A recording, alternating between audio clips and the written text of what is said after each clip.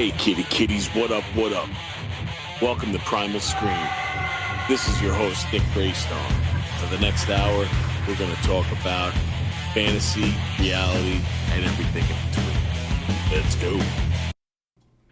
What is up? Hello, everyone. Nick Graystone back into his house. Right off the bat, I just have to tell you, I feel like I'm cheating on you guys because not only was last week's show pre-recorded, but this one also was pre-recorded. So I'm not live right now. So I'm coming from the past and bringing it to the future. I don't know. Like, I'm all fucked up with time because I like going live because I like adding those segments where, like, you know, I could be driving here and hear something and that I want to add.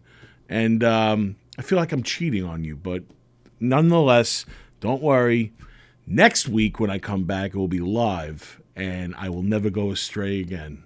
So I hope everyone's doing well.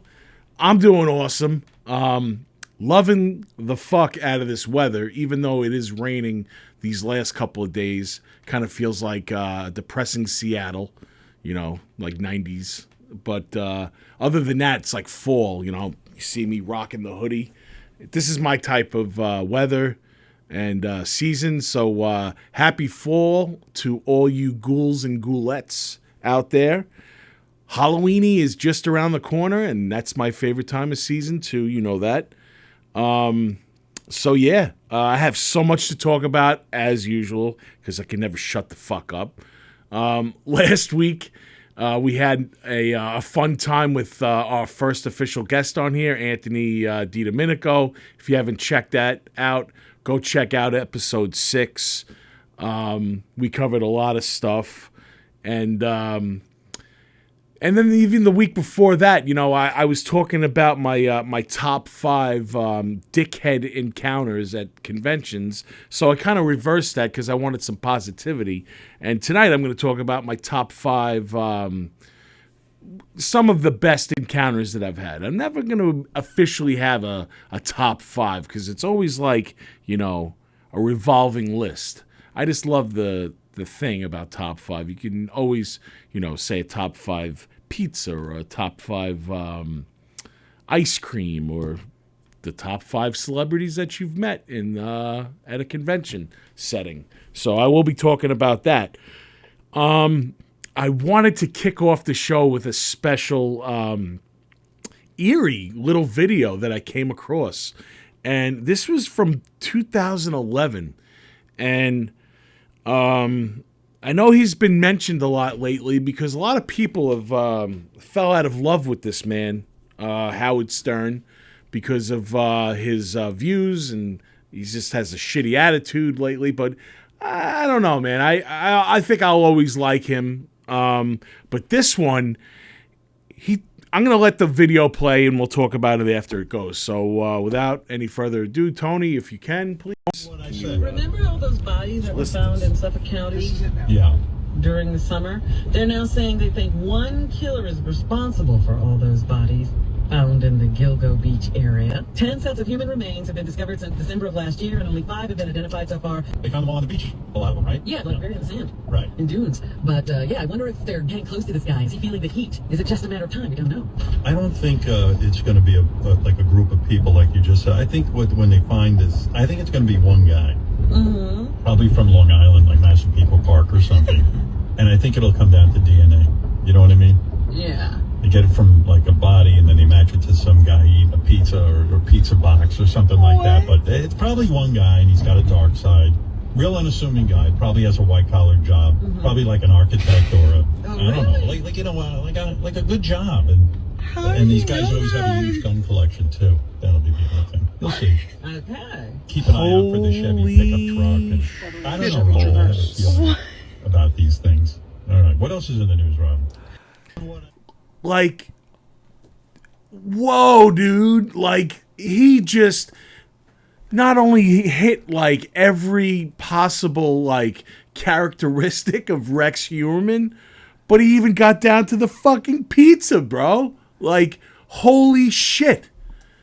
Either the pizza and the architect, Massapequa Park, freaky. Dude, like unassuming.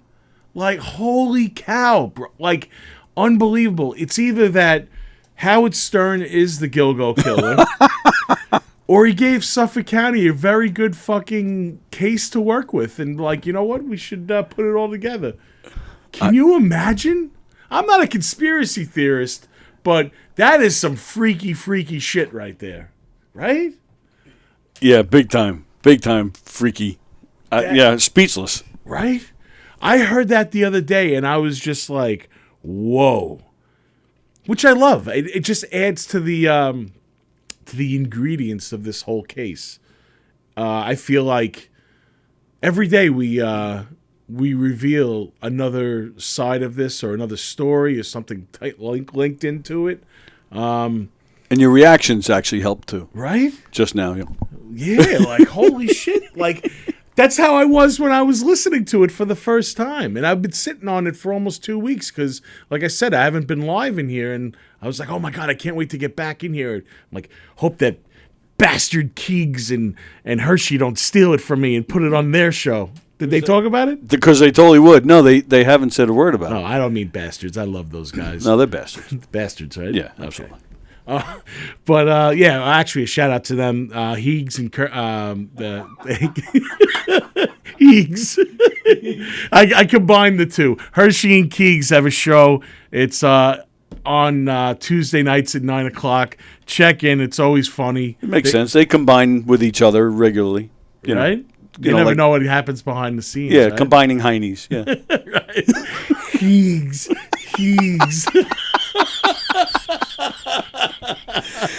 I'm sure they'll love that. That's a visual. Yeah. I'd love it too. They probably will get DNA from that show if I was involved. I don't know what that big guy was doing in the corner, but he looked like he was having a good time. Oh, man. So fucked up. But anyway, yeah, so I had a very interesting 2 weeks. I did my first hip-hop show ever, and I was so fucking nervous about it, because rockers, when they typically go to hip-hop, it usually is a recipe for disaster, and I'm looking at Dee Dee Ramone right now, like Dee King, when he did that. You still see the videos, and it's cringy. You know, he's one of the best bassists in the punk game ever, and wrote so many great Ramones songs, and then he did something like that, and I don't know, I guess it was just the heroin. I don't know. You can blame it on that or whatever the fuck it was, but I don't do heroin, so not anymore, but I did my first hip-hop show at Webster Theater in Hartford, Connecticut, and it was awesome. We opened up, me and my boy Kay Lovely, we opened up for Shaggy 2 Dope from the Insane Clown Posse. And it actually, for me, it fit my demographic because Insane Clown Posse does have those like hip-hop elements in it, but it also has like the metal. And it's funny, like one of the co-headliners, Hex, who's mad cool. Hex, shout out to Hex, DJ Clay, and Lardy.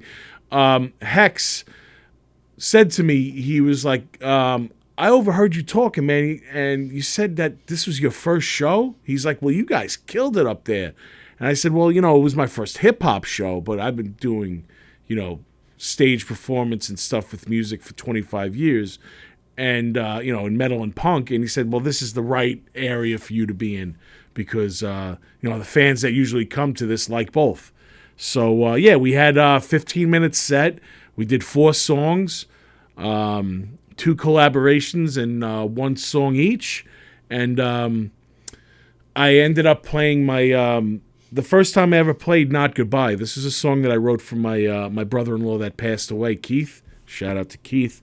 And I got so many extra feels for playing that song. First, it was the first time I ever played it live. Secondly, during the song, people busted out the cell phones and they lit up the place a little bit, and just got a great vibe. Now, when I got off the stage, one of the guys that was on the bill as well, his name is Fury. Shout out to Fury. Fury is an artist. He's also a promoter, and he came up to me. He was like, "Dude, I felt your energy up there. I'd love to do shows with you in the future."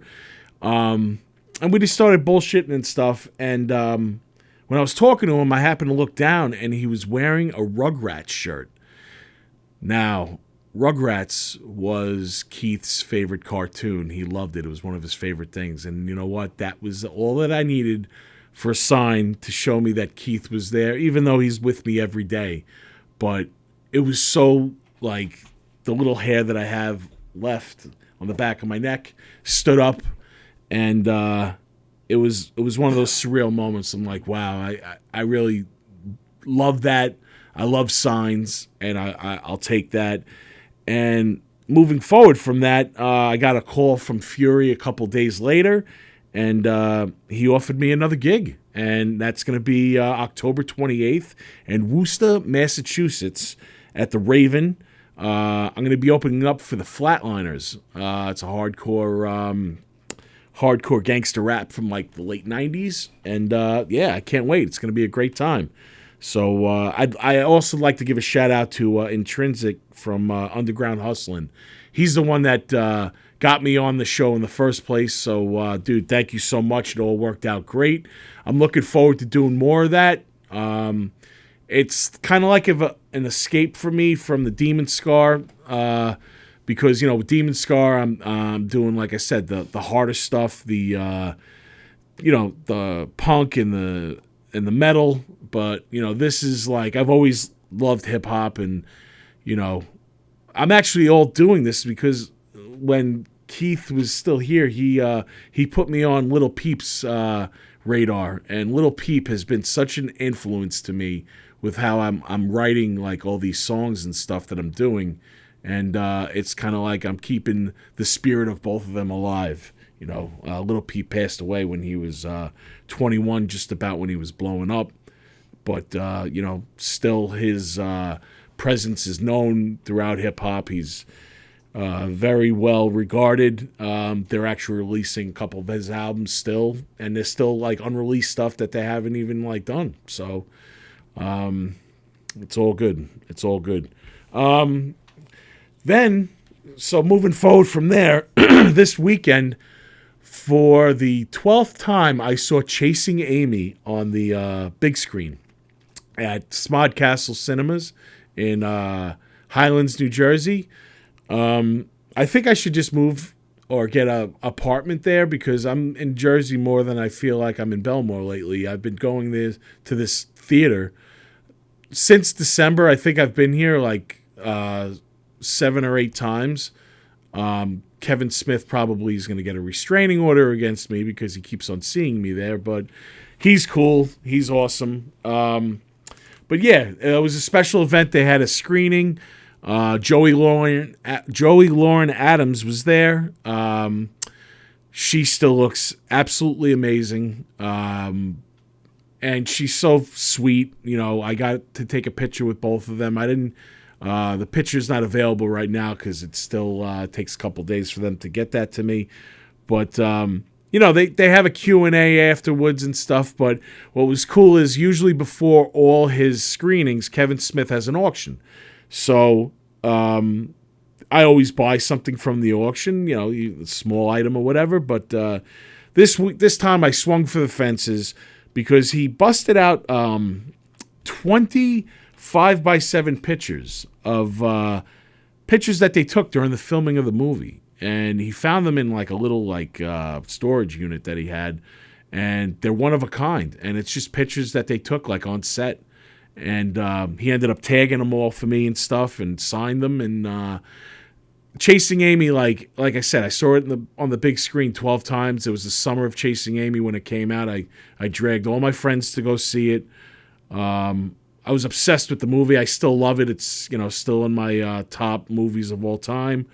Even when it was released on VHS at the time, I ended up buying it from the manufacturer of my mom and pop video store for $75. And then about 3 weeks later, Anthony called me up laughing because he bought it at Blockbuster Video for $8, I think. But whatever, I was a fan of the movie. I was glad to have it. And there's actually a true crime tie-in to that video store. I bought it from Royal Video in Belmore.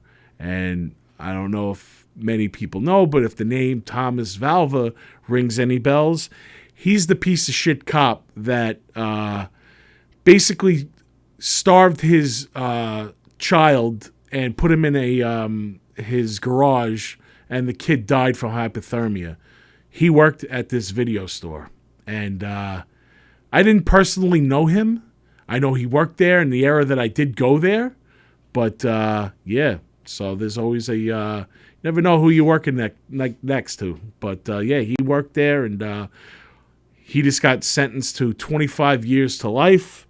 I feel that is even light for what he fucking did, because any crime that's committed against a small innocent child, you deserve the worst possible outcome. You know, they should bury you underneath the jail with all the maggots and sodomites, and you should never see the fucking light of day. And you should be tortured every day and beat mercifully within an inch of your life, and then you can just get to do it all over again. Kind of like a Groundhog Day, but with heavy fisting. So that's actually my fuck you for the day. So fuck you, Thomas Valva. You got what you deserved, you piece of shit. All right. Moving forward,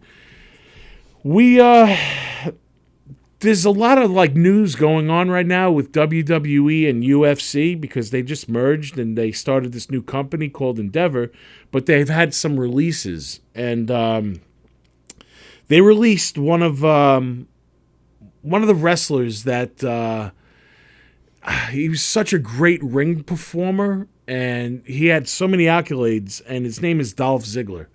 Dolph Ziggler, you know, if you're looking at the stats next to me, you know, it speaks for itself. You know, with the TV matches, he's the third most in the company. 2-time world champion, 1-time NXT champion, 6-time IC champion, 2-time US champ, 4-time tag team winner, and he won the Money in the Bank once. I can't really say enough about this guy. He just loved being a wrestler. You know, he cut one of the greatest promos ever. I'm not going to play it for you. I want you to go look it up for yourself, but it gives you it gives me the chills. I mean, I'm a wrestling fan. I've always been, not as much as I was back in the day. I still watch some of it, but I appreciate great talent when I do see it, and he had not only the mic skills, but he also had the in-ring skills, and he had the heart, and it showed. The only thing that I was never a fan of was his name, Dolph Ziggler. Like, I wasn't like a fan of that name.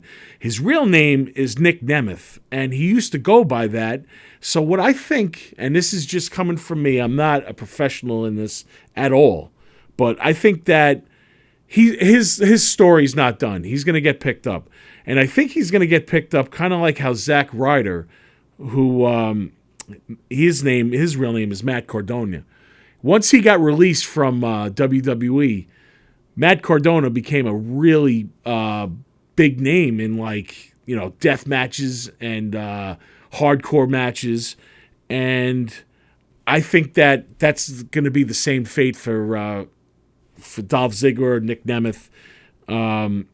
Maybe even if he goes the AEW route, maybe they can link him up with Chris Jericho and have Jericho put him over and ultimately have a dream promo fight with MJF. That would be awesome. And Jericho's angle could be very simple. He could just rip into him and say that he's a poor man's Jericho and he'll never be on his stage.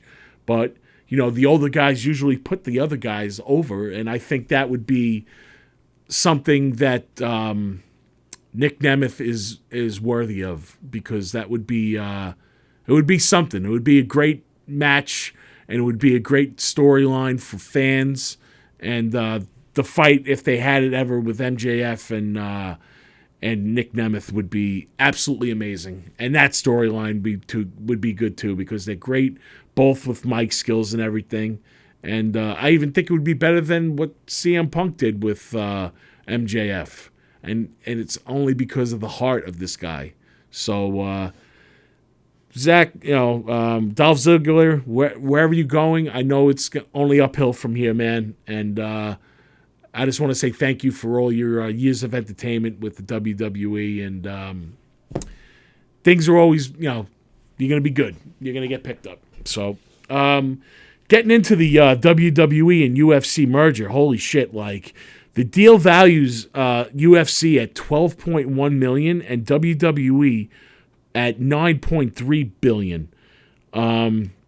Endeavor owns 51% of that right now, while currently WWE owns 49%. So for the first time in over 40 years, Vince McMahon is not in control of his own company. Now, they say that they're not going to really deal with the wrestling part and they're going to let him do it, but the money that's involved right now and the details are scarce, because I feel like they don't want to even put a number on it, because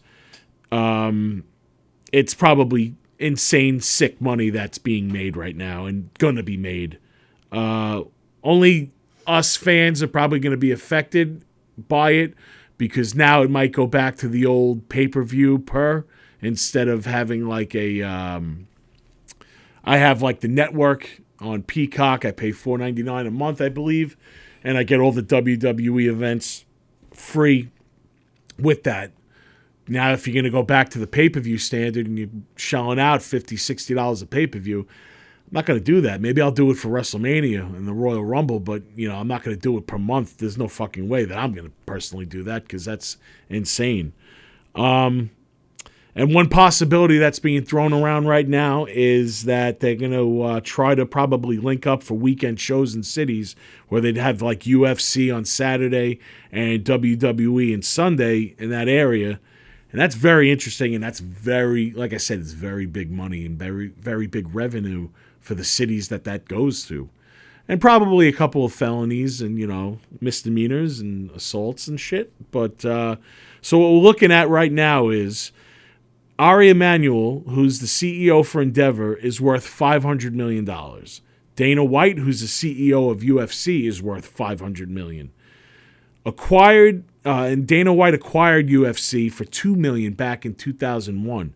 And Vince McMahon, sitting on his own island at $2.8 billion, he acquired the WWE for $1 million in 1982. So he made a wise investment. And it's just, like I said, it is insane money, and just curious to see how it all unfolds over the next couple of months. So, right now I'm going to do my top 5 for the week.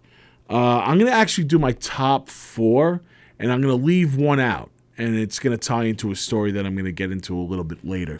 So, my first story is so it's top 5 celebrity encounters or interactions, and I've narrowed it down to these people.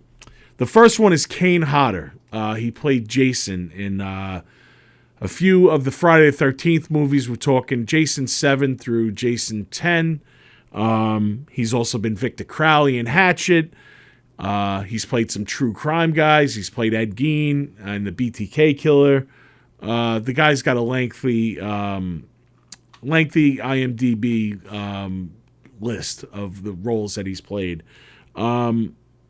He's a very intimidating dude, as you can see from the picture. I mean, he is towering over me at the age of 10 or 9 in that. But,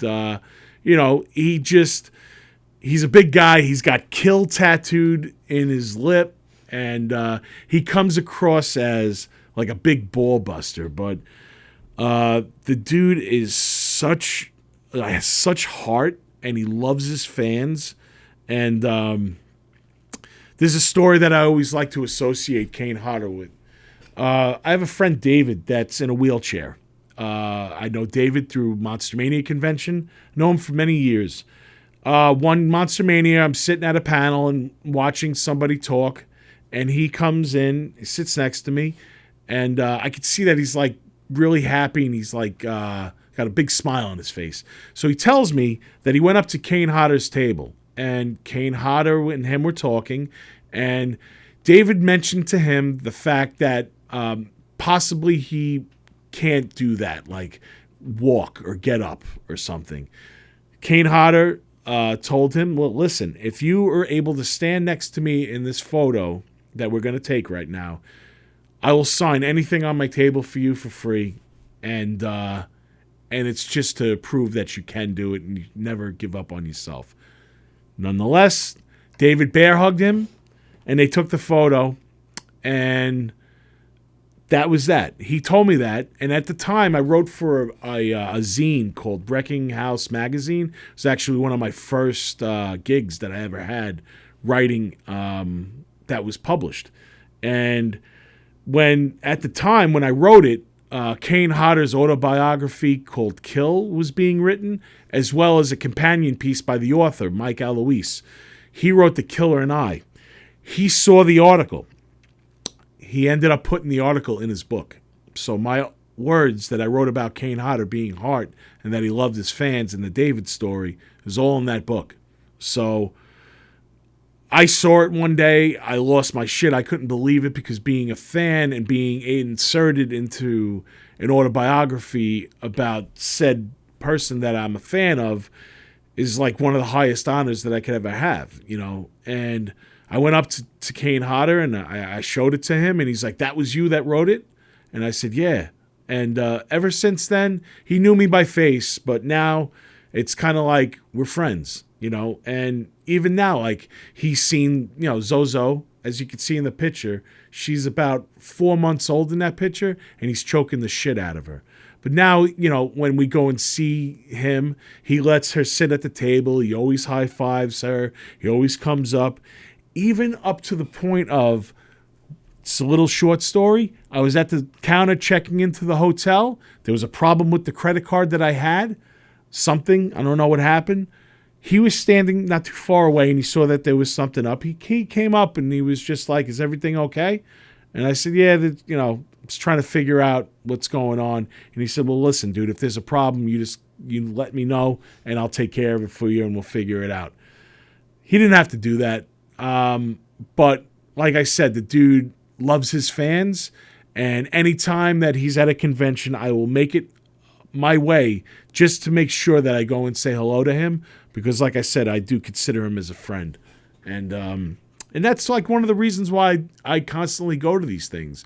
And I do spend my time and my money at these conventions because I feel like this interaction I'm always going to remember, you know, and that's one of the good stories about these conventions.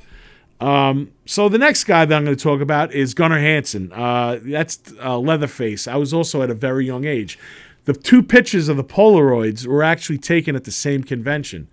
Now, Gunnar Hansen was the original Leatherface from my favorite horror movie of all time, Texas Chainsaw Massacre, 1974. It was my first convention, and he was the nicest guy in the world. He was writing on my face. I had little like special effects, and he was doing a Sharpie inside it, and you could see, like, you know, he was smiling and having a good time. Through the years, I would see him at conventions. Unfortunately, he did pass away. He's no longer with us, so rest in peace, Gunnar. You always made me feel special and worth it, and that's why you got the tattoo right on my forearm, as always, my Leatherface tattoo, front and center for you, buddy. What was cool about that weekend, though, is me and my parents, we were at a Denny's, I believe, went for breakfast, and Gunnar Hansen actually invited us to sit down with him and have breakfast with him. So, dude, 10 years old, you're never going to forget that, and I still haven't. Here I am, 45 years old, and I'm still talking about that shit 35 years later. So, thanks, Gunnar Hansen, for being a top shelf guy and making a horror nerd's kid's dream come true. Now, this next one was a funny encounter I had, and it's Leslie Nielsen. Leslie Nielsen was at Chiller Theater one year. This is a short story, though. So I was waiting online for him, and I had my back to the door. And all of a sudden, I feel a little tap on my shoulder. And I look over, and it's Leslie Nielsen. And he just looks at me, and he goes, "Hey, buddy, is this the way to Cleveland?" I just start laughing. We shared a laugh together. I walked up to the table. He was very nice, very monotone, but very cool. And it was a great honor to meet such a legend, comedy legend or whatever. And even the role that he did in Creepshow, he played a dick that one time, and he did it to perfection. So, Leslie Nielsen, thank you so much for the laugh and the memory that I'm never going to forget. It was awesome.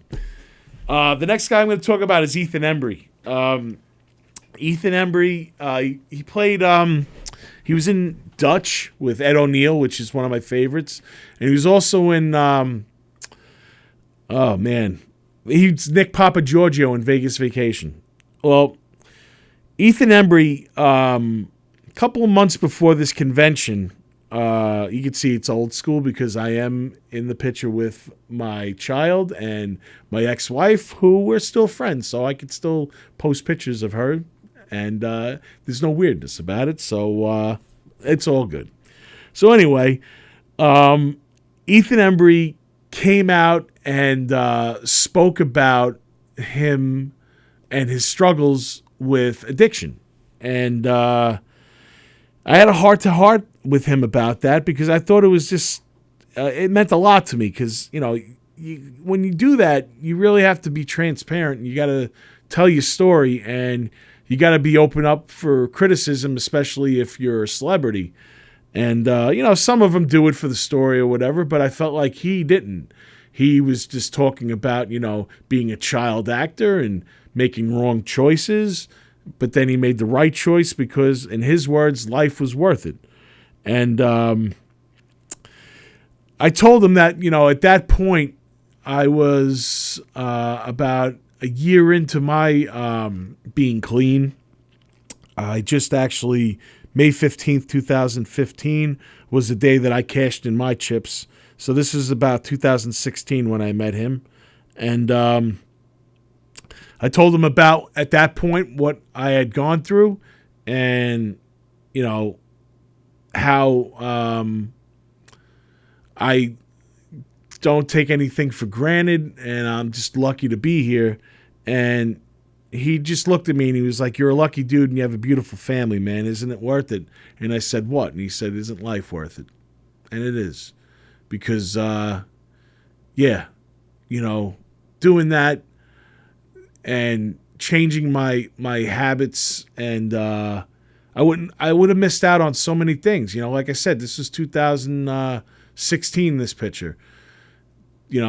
As you can see, Zozo's real young in that picture. She was just about almost a year and a half, maybe, almost 2. And, I would have missed out on all the great things that she would have done.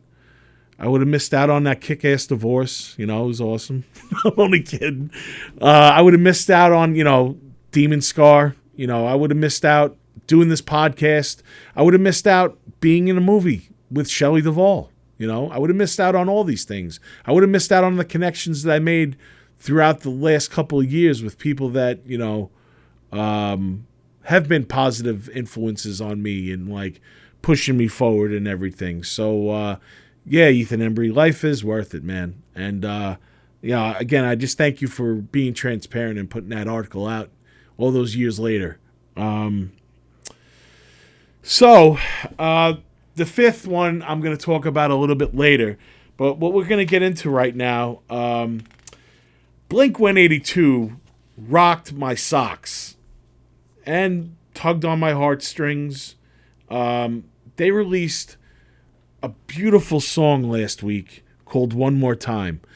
And I feel like it's going viral, and it's like their biggest hit. It's going to be their biggest hit since their prime Blink-182 days. Like, I'm talking like, All the Small Things and First Date, the first couple of albums.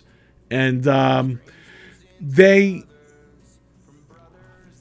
the song really is about lost time, stuff that you can't get back, and it's talking about like how Travis stepped away from it and he wanted to do some soul searching, but then they even make a mention to it, like how his sickness and planes falling from the sky makes you feel like you're missing out on the people that you love.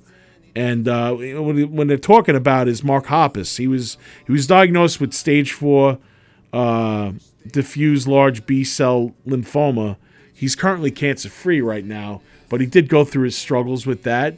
You know, stage 4 is not a good stage to be at when you're diagnosed.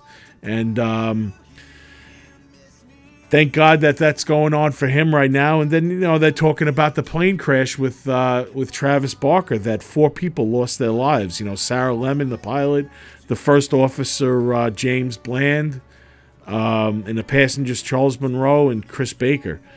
Travis Barker and DJ AM, a.k.a. Adam Goldstein, were the only ones that survived. And the story was that Travis Barker was covered in jet fuel and started running and ripping off his clothes. And eventually someone told him to stop, drop, and roll. And that put out most of the fire on his body. But at that point, he had 65% of his body was burned. And he was in the hospital for 11 weeks. And he had post-traumatic stress from that. And he did not fly a plane again until August of 2021. For DJ AM, he was prescribed painkillers and anti-anxiety medication. And he also developed a fear of flying and continued taking these medications to help with regular flights during his lifestyle. But 11 months later, he overdosed, you know, and he was on harder drugs. And what happened was he was drug-free from that for about a decade, but then he relapsed because of all this. And Dr. Drew said that when that plane crashed, that killed him, but it only took a year later for it actually to take his body. And, you know, being a recovering addict, that always does scare the shit out of me, that it could take something to just throw that all away and relapse. And that's why it is a day-by-day thing. And this song just, you know, it reflects on like old friendships and bonds that turn to animosity and eventually leads to, you know, the band breaking up, you know. And sometimes it's like, you know, it's beyond the music, man. You know, life is too short. You know, the friendships that I have in my band, they're beyond the music too. Those guys see me at my worst and they've seen me at my best, you know, and they've gotten me through some of the hardest times of my life. And I feel like I've been there for them with that too. So what I'm saying is sometimes don't ever let the sun go down on a rift that you have with a loved one that potentially can be patched up, you know, because what's going to happen is it may lead to like lifelong regret and second thoughts. Although it may be not with everyone, like not everyone around you may agree that burying the hatchet is the best thing, but all that matters is that what it means to you and what it means to that friend or that special someone, that can you get past the things that happened in the past? And sometimes you have to put those immediate feelings and hurt aside for the bigger picture, and you have to really take into perspective, like, this person, where are they an asset to your life? Or did they just hold you back? You know? And are they worth your time? And I feel like this song talks about all that, and it brings up all those feelings, you know? And, like, it had me thinking about so much shit, like, that I've personally gone through, you know, and I've had falling outs with friends that, you know, we came to respect each other's, you know, opinions and stuff when we buried hatchets. And You know, it made our friendship tighter and everything. And, you know, even before when I was joking about my divorce, you know, like, divorce can fucking wreck so many things around you. Like, it could be terrible. I've heard horror stories of friends that have long drawn out divorces, and unfortunately, the people that are getting divorced are not the ones that are affected by it the most. It's the little ones that are looking up to them that need those people to be on their best game, you know? And sometimes you have to put those feelings aside for that little one because you don't want to fuck them up, because it's the most impressionable years of their life, you know? I really, you know, I know, I've come across it being divorced for these 2 years. Everyone has their fucking opinion, but you know what? You weren't there. You weren't there when shit got bad. You weren't there when it was good. So you can have your opinion, but at the end of the day, when, you know, it goes the right way, then maybe you could see that it was worth it. Because to me, it is. Because not only, you know, I don't want to get personal and like talk about all that stuff, but like, you know what? It made an old friendship come back that we forgot about, and that we could stand to be in the same room together. And we're doing it for the sake of our kid. And we could spend holidays and all those special things because, you know what? Think about it from a little kid's point of view. You know, when you split up a family and then you're spending holidays in 3 different homes sometimes, it's like you're living out of a bag, you know? And that's not cool, you know? And it sucks. So you just, I don't know. I don't know what's in your life, and I'm not trying to give you advice, but I know it works for me and works for my family. So I went off on a little tangent over here just because of a song, but you know what? That's what songs do to me.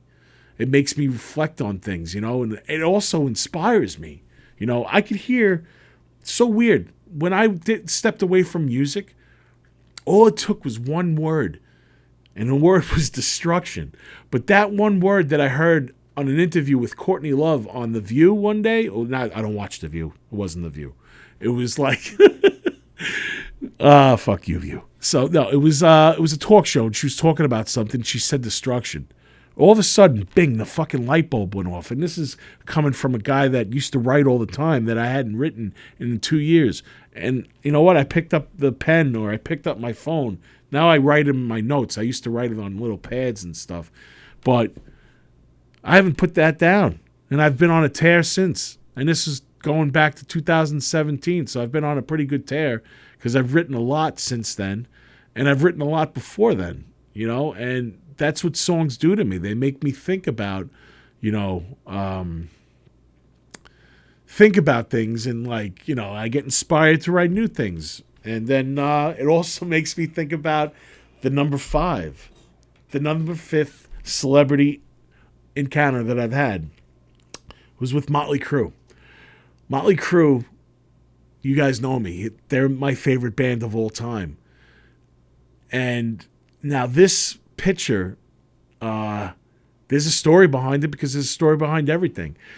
Motley Crue went on tour with Kiss, and they really never did like meet and greets and stuff before. They did like back in the day, they did like record signings, but I was too young to go to them.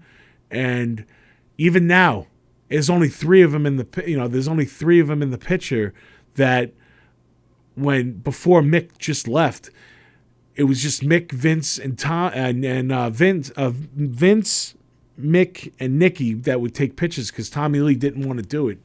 He'd rather spend his time not meeting fans and doing whatever he wants to do, and that's on him. That's fine.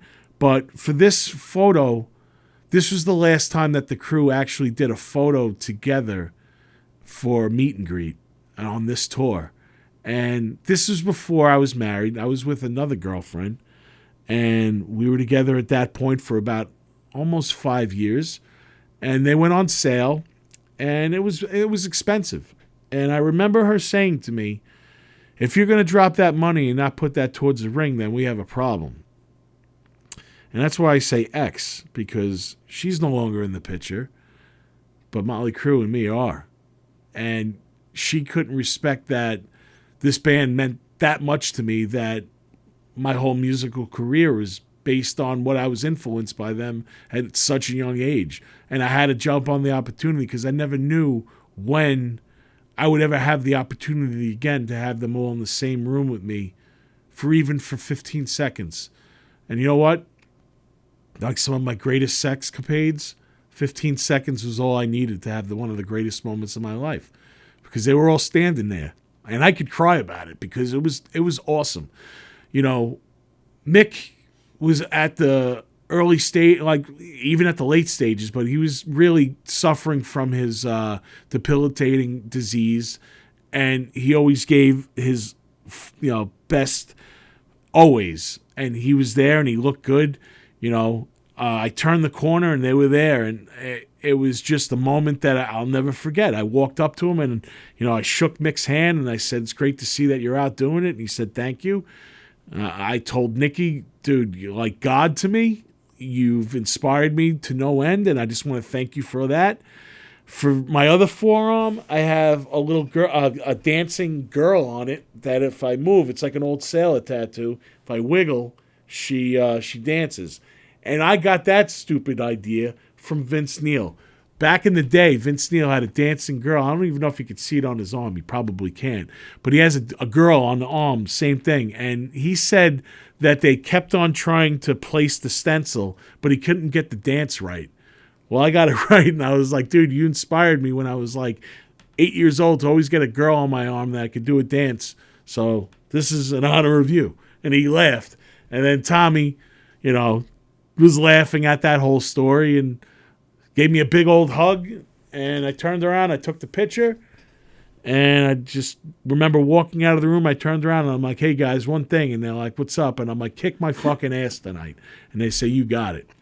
And they did. They put on a great show. So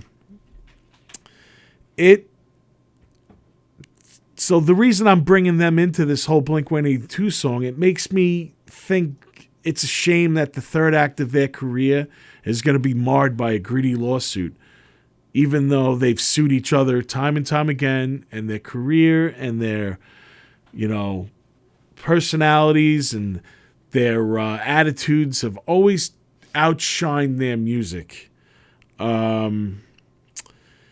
I feel like this one's nasty, though, because a lot of dirty laundry's being aired, and it just really just tarnishes their legacy, because it just, even though, like I said, the legacy's been tarnished before with ODs and, Vince killing somebody with vehicular manslaughter and fucking Tommy's dick and the whole, getting locked up for beating up Pamela Anderson and like all that shit.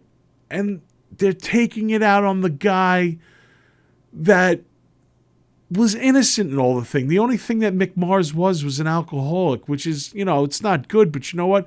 The dude didn't want the spotlight. Being around three dudes that live for the spotlight, like, you'll never hear me bash them because I love them, but what's right is right. And if you're going to I can label them as three of the most, like, center stage, like, spotlight stealing whores in competition, man. Like, they love the attention, dude. Like, I don't know who loves it more. And it's, I think even like Vince Neil even takes a back seat to like Tommy and to Nikki, because like they love to talk. And if you read The Dirt is their autobiography. They go, each of them, the three of them, their fucking chapters are like 3 and 4 pages where Mick's is a paragraph. He's like, "Yeah, we were fucked up. I was living in a hotel room. I drank myself. I don't really remember it. The album sucked." That was like his thing. It's like 3 sentences. Nikki could go on for like 15 pages about like one song. Tommy Lee talks in the third person with his dick, like just saying all kinds of shit. And Vince, like in the book, you see a lot of the tragedy that he's gone through, and you try to give him a pass, but he constantly always just got himself in trouble with doing the craziest shit. And like, I remember I needed a cleanser after I read that book. Like, I was just like, wow, they really are like awful human beings, but they're the greatest rock and roll band in my eyes, and you can't take that away from them. Even though I said that their bad boy reputation took away from their legacy, dude, 100 million fucking albums sold. 7 of those albums were platinum, 9 top 10 Billboard albums, and Dr. Feelgood was number 1. I love that this time around they came back and they played stadiums. That's fucking amazing at this stage of the game, because they're lumped into that hair metal and that 80s, cringe time or whatever. And most of those bands are package deals, and they're playing fucking like local county fairs or dives where Demon Scar is scalping tickets for their own show outside, or bands like them. That, dude, if I was able to open up for Vince Neil at Revolution when it was there, it's like a fucking career highlight. But you know what? For Vince Neil, dude, he's playing a fucking dive on the corner of 110 and Merrick Road. Like, I don't know, bro. I mean, this guy just sold out, all those stadiums and stuff, and like, he's still doing it. And he's getting a lot of flack on his performance too now, The internet has no mercy, because now they're being like saying, the backing tapes, and Nicky's not really playing his bass, and they're playing to a tape or whatever. I get it. It goes even with Kiss. I want to see your 75-year-old grandfather get up with 50 pounds of fucking makeup and apparatus and get up there and do 2 hours every night for fucking 2 years. I think a little help he would need it. So the backing of the tapes, really, if they're singing to a tape, that's fine or whatever, just to assist. The prices, there are outlandish, but that's the time that we're living in and stuff, So what I would love right now is, I think that if they were to pay John Five, who I love John Five, he's amazing. He's a great element to the band, pumps new life into them.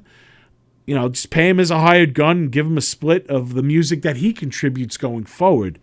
I think the end result is just pay Mick Mars the money that he's entitled to, and the future gross of merchandise and such that of the brand that he's associated with. The guy was always dedicated.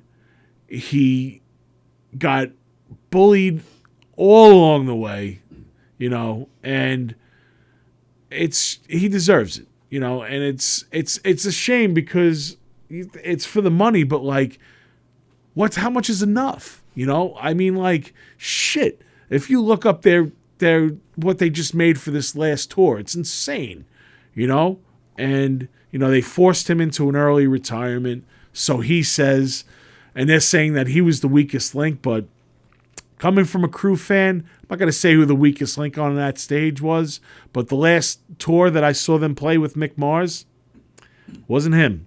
And this dude was hunched over, and he looked like he was fucking hurting, and he looked like he was ready for retirement, and he still was not the weakest link. Is that why he's suing them? Because he wanted to join this tour, and they said no? Is that what the lawsuit is about? So basically, they told him that they had to alter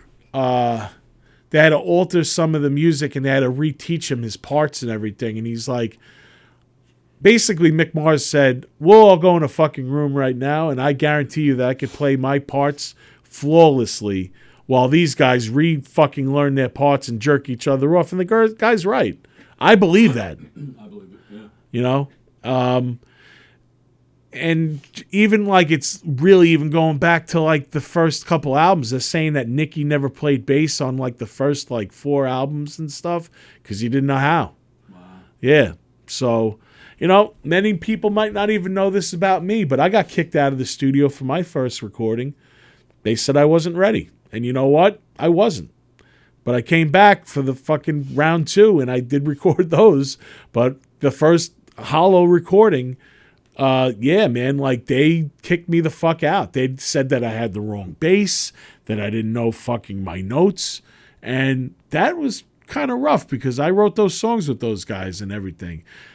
And, you know, I'm still a work in progress with bass, you know, and just like anything else, you know, you pick it up and you just learn. This is, you know, I don't even know, 2004, we went into the studio. And I remember, like, it was actually 2005 we went into the studio. It was Ken Wallace. And basically we went from an underground thing where we did like a little EP to this guy. And this guy has won Grammys and stuff. And he was like, all right, let me hear the sound of the band. So we started playing. He's like, keep going, keep going, keep going. About an hour into it, he's like, all right, did you guys ever play to a click? And we're looking at each other like, click? Like Howie, you know, like, you know, this is Hollow, so it was Dirty on guitar and Howie on drums. Howie was a session deadhead, like click. You know, the click that he fucking was probably hearing was tapping out his bowl or something or cleaning it out. He wasn't playing in no fucking click. I don't even know what the fucking click was at that point. Neither did Dirty, because Dirty was a jam session player too. So that dude took us to fucking school. And he also took us to the bank, because to record 5 songs with this man, it cost us $22,000. It was remastered by Sony, mixed and mastered by Sony, and it gave us opportunities and everything, and we were almost on the verge of getting a deal from Lava Records, and thank God we didn't do it, because a year later that company went bankrupt. But Lava Records back in the day, they had like Kid Rock and they had Lit and stuff, and we were very close. You know, we had a great song we did with Brett Scallions from Fuel that Anthony actually still uses on his podcast today.